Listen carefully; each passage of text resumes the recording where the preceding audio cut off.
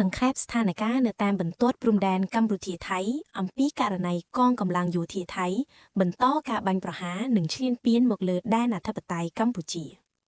ថ្ងៃទី20ខែធ្នូឆ្នាំ2025ម៉ោង 12:05 នាទីរំលងអាធ្រាត្រយោធាថៃបានបាញ់ផ្លោងចោលភូមិសាស្ត្របឹងត្រកួនម៉ោង 4 នាទី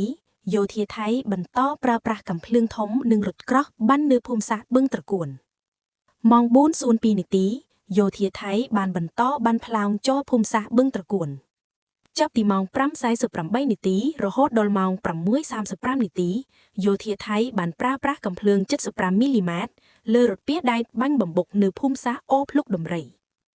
នៅវេលាម៉ោង 9:20 នាទីព្រឹកយោធាថៃបានប្រើប្រាស់ drone ខ្នាតធំហោះរំលោភលើដែនអធិបតេយ្យរបស់កម្ពុជា